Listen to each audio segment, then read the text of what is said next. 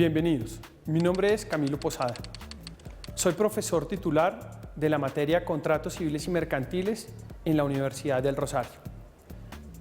Especialista en Derecho Contractual y en Derecho Comercial de la misma universidad y magíster en Derecho Comercial de la Universidad Externado de Colombia. En la materia de contratos civiles y mercantiles se estudian varios temas importantes.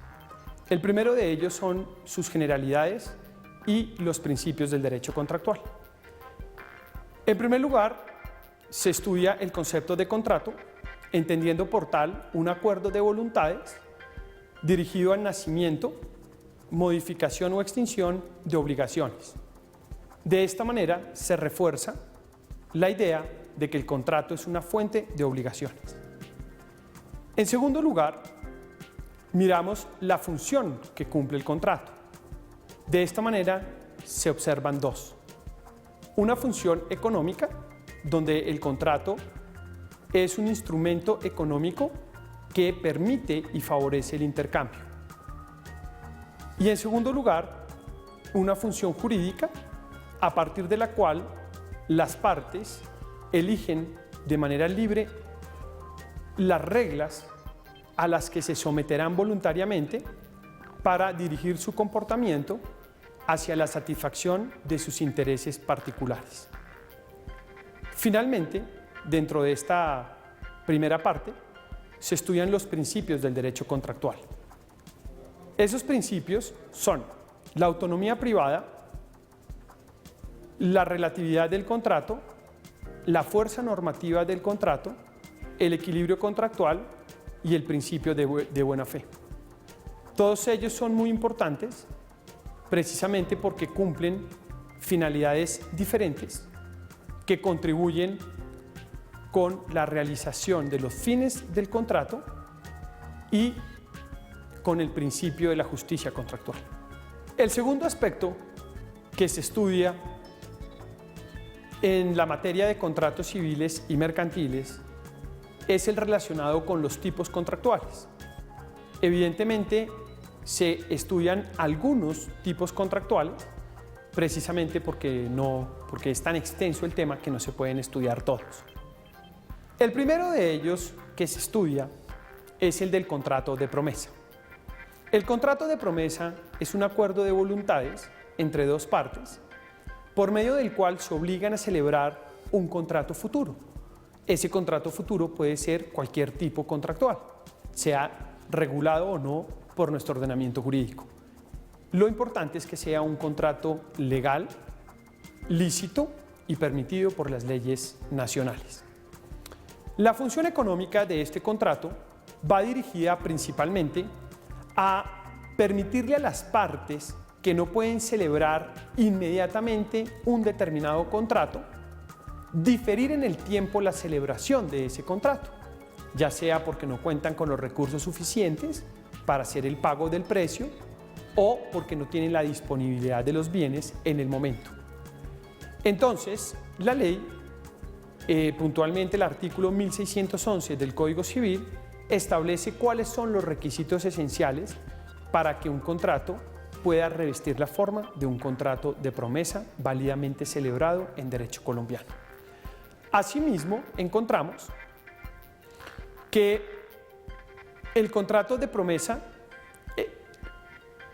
genera unos efectos jurídicos y esos efectos jurídicos también están regulados en nuestro ordenamiento jurídico, tanto en normas del Código de Comercio como en normas del Código Civil. Tal es el caso, por ejemplo, el artículo 1611 del Código Civil, que establece cuáles son los efectos frente al incumplimiento de alguna de las partes respecto a las obligaciones que adquieren en virtud de su perfeccionamiento. Otro tipo contractual que normalmente se estudia en la materia de contratos civiles y mercantiles es el contrato de compraventa.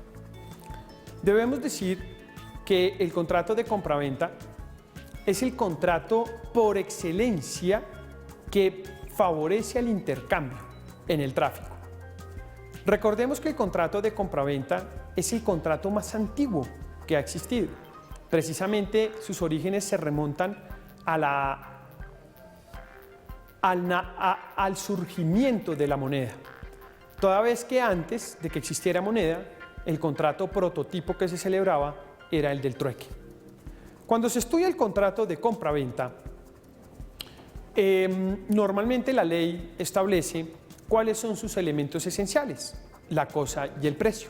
Por eso se habla de un contrato de intercambio, porque usted cambia una cosa que necesita por un precio equivalente al valor de la misma. Asimismo, en los contratos de compra-venta, el efecto principal que se genera es el de transferir la propiedad sobre las cosas que se adquieren.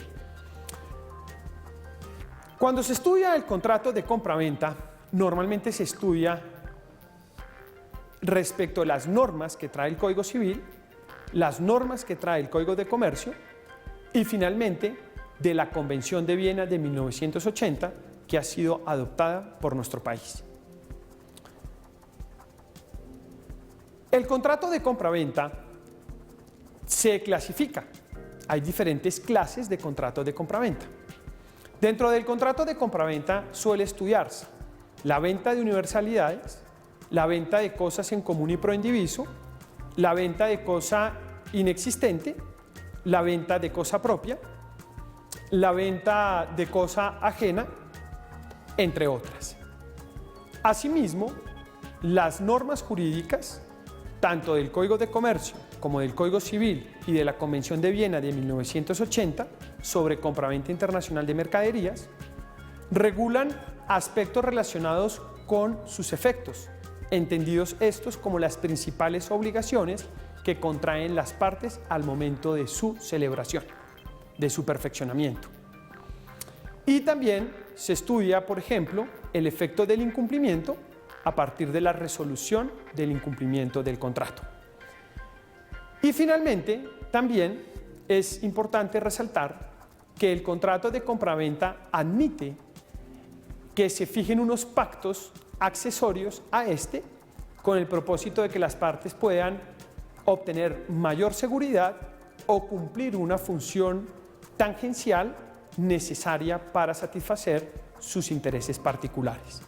En este caso hablamos del pacto comisorio, del pacto de reserva de dominio, el pacto de mejor comprador, el pacto de retroventa, el pacto de venta a prueba o al gusto, entre otros.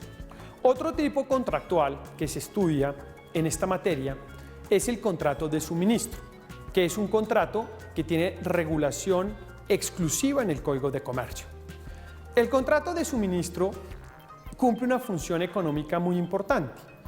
Por esa razón es que está regulado solamente por el Código de Comercio. Es un contrato para empresarios.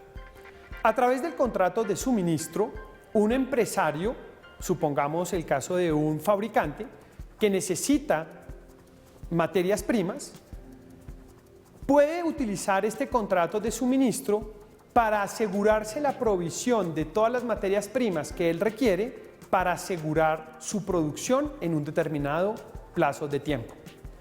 Desde esta perspectiva, el contrato de suministro le permite un manejo eficiente de los costos a ese empresario fabricante, precisamente porque no quedan sometidos al riesgo de que los precios de las materias primas puedan subir por algún hecho o alguna situación de carácter económico. Las normas que regulan al contrato de suministro en el Código de Comercio establecen su definición y de ella se deducen cuáles son sus elementos esenciales. Asimismo, la normatividad establece cuáles son sus efectos, entendidos como las principales obligaciones que contrae cada una de las partes, y establece reglas de carácter supletivo para determinar o para establecer la forma como las partes pueden fijar el precio en estos contratos. Y adicionalmente, normas supletivas para fijar las cantidades de producto o de materias primas que se deben suministrar en los casos en que las partes no lo hayan hecho de esta manera. Un aspecto importante en estos contratos precisamente es o se encuentra en las causales de terminación y los pactos de exclusividad. El tema de los pactos de exclusividad son muy importantes, porque como ustedes van a estudiarlo, estos pueden ser o de territorio o de producto, y en ellos siempre va a estar presente el riesgo de violar normas de la competencia. Es decir, se pueden incurrir en actos de competencia desleal cuando esos pactos de exclusividad tengan como objeto o como propósito repartir mercados o eliminar competidores. Por esa razón, el tema se debe estudiar con mucha cercanía a las normas, a las normas de la Ley 1256 de 1996. Otro grupo de contratos que se estudian en la materia son los relacionados con la cesión de créditos o derechos y la cesión de contrato. Cuando hablamos de la cesión de créditos o de derechos, debemos entender que es el mecanismo que inicialmente previó el derecho para poder transferir la posición de acreedor en una relación obligatoria en particular. Pero evidentemente este sistema generaba muchas falencias y muchas inseguridades en cabeza del cesionario, y por esa razón se desarrolló un método alternativo más eficiente, que es el endoso propio de los títulos valores, a partir del cual se pudo estructurar un mercado de valores, cosa que era imposible preverla en un mecanismo de cesión de créditos en los términos en que lo hemos venido mencionando. En todo caso, la cesión de créditos está regulada en el Código Civil, y el Código Civil lo regula desde 3 puntos de vista diferentes. El primero es la cesión de derechos patrimoniales, el segundo es la cesión de derechos litigiosos y la tercera es la cesión de derechos herenciales. Es muy importante mencionar que entre las normas del Código Civil se regula cada una de estas formas de cesión, mencionándose cuáles son sus requisitos y cuáles son los derechos, las obligaciones y las responsabilidades que contraen cada una de las partes. Estas 3 formas de cesión de derechos son reguladas exclusivamente por el Código Civil. No encontramos normas al respecto en materia comercial. En el derecho comercial lo que encontramos son normas que regulan de manera exclusiva y única la cesión del contrato. La cesión del contrato es una figura muy importante por medio de la cual se transfiere la posición de parte en un contrato.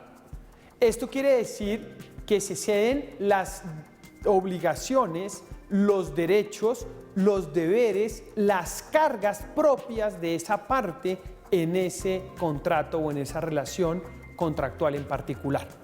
Supongamos un ejemplo. Si usted tiene un contrato de arrendamiento y usted como arrendatario lo quiere ceder, usted hace la cesión de ese arrendamiento y usted con esa cesión transfiere la posición de arrendatario a un tercero. No cede simplemente un crédito, un derecho, sino cede toda la complejidad que implica la posición contractual de arrendatario en esa relación en particular. Ahora, la cesión de contrato en materia comercial se rige por una norma del Código de Comercio específica que, dependiendo el tipo de contrato, es decir, si es un contrato de ejecución instantánea, si es un contrato de ejecución sucesiva o si es un contrato de ejecución sucesiva intuito persona, establece de manera supletiva los requisitos que se deben cumplir, toda vez que la ley le da prelación a los requisitos que las partes pacten directamente en el contrato de manera expresa. Otro tipo contractual que suele estudiarse en esta materia es el contrato de arrendamiento. El contrato de arrendamiento tiene como propósito permitirle a las personas que puedan usar y gozar de ciertos bienes sin necesidad de hacerse propietario y sin la necesidad de asumir todos los costos que implica ser dueño de un bien. a cambio, obviamente, del pago de un precio, que normalmente recibe el nombre de canon o de renta. Dentro de los contratos de arrendamiento suele estudiarse el arrendamiento de cosas, que está regulado en el Código Civil, al igual que el arrendamiento de servicios inmateriales y del contrato de obra, que en algunos casos suelen llamar contrato de arrendamiento de servicios materiales. Y por otra parte, suele estudiarse el arrendamiento del establecimiento de comercio, que tiene normas en el Código de Comercio. Visto de esta manera el contrato de arrendamiento, ustedes estudiarán todo lo relacionado con sus efectos jurídicos, es decir, cuáles son las principales obligaciones que adquieren las partes en cada una de estas formas contractuales que reviste el arrendamiento y cuáles son los derechos que cada uno de ellos adquieren. También van a estudiar las causales de terminación de estos contratos, la diferencia entre una prórroga y una renovación, el tema relacionado con el subarrendamiento y la cesión de este contrato. Asimismo, y de manera final, se estudian los requisitos esenciales del contrato a partir de las definiciones legales. Otro tipo contractual que se estudia es precisamente el contrato de mandato. El contrato de mandato está regulado tanto en el Código Civil como en el Código de Comercio. Y la diferencia está en cuanto al objeto del encargo que se ha encomendado al mandatario. El contrato de mandato en materia civil hace referencia a que una persona delega a otra, llamada mandatario, la celebración de uno o varios negocios jurídicos, en tanto que en materia comercial el encargo es sobre la realización de uno o varios actos de comercio. De esta manera, ustedes estudiarán en cada uno de los regímenes cuáles son los efectos jurídicos que genera un mandato con representación y un mandato sin representación. Mirarán las principales obligaciones que adquieren cada una de las partes y sus principales derechos. También mirarán las consecuencias jurídicas que le asigna el ordenamiento jurídico a la extralimitación de funciones en la realización del encargo por el mandatario y las causales de terminación especiales. Y obviamente toda la problemática que se genera en relación con la remuneración del mandatario en los casos en que no ha sido pactada expresamente en el contrato. Finalmente, en la materia de contratos civiles y mercantiles suele estudiarse los contratos de garantía. Debemos decir que el régimen ha cambiado. Antiguamente se estudiaba los contratos de garantía en las normas del Código Civil y del Código de Comercio, y de esta manera se clasificaban en el contrato de hipoteca y en el contrato de prenda. Actualmente, a partir de la promulgación de la Ley 1676 de 2013, los contratos de garantía se clasifican como contratos de garantías inmobiliarias y los contratos de garantías mobiliarias.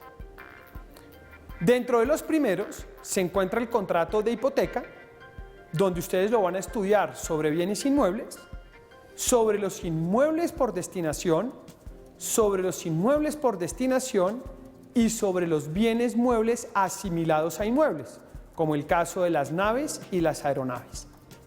Y en el segundo caso de garantías inmobiliarias, se amplió el universo de bienes muebles que pueden darse como garantía. Y en ese sentido ustedes estudiarán el nuevo régimen de registro que se ha establecido con el fin de determinar los derechos de prelación en cabeza del acreedor garantizado. Es importante mencionar que la garantía, el contrato de garantía, es un contrato de carácter accesorio, porque su razón de ser, su existencia, solo se justifica en la medida en que exista una obligación principal que requiera ser asegurada en su cumplimiento. Solo en aquellos casos es procedente celebrar contratos de garantía. aunque obviamente no son los únicos contratos de garantía que existen. Ustedes verán que también existen contratos de garantía personales, tales como por ejemplo la fianza, el aval, entre otros. Ustedes cuando estudien las garantías mirarán respecto a la hipoteca y de las garantías inmobiliarias aspectos como los siguientes. Primero, ¿cómo se constituye la garantía? ¿Cuáles son los requisitos legales para constituir válidamente una garantía y que el acreedor quede realmente asegurado con esos bienes? En segundo lugar, ¿cómo se ejerce el derecho de persecución en cabeza del acreedor garantizado? Y en tercer lugar, ¿en qué consiste el derecho de prelación al momento del pago?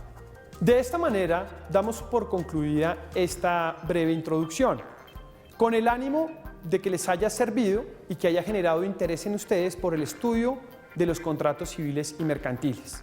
Espero vernos en una próxima oportunidad. Hasta pronto.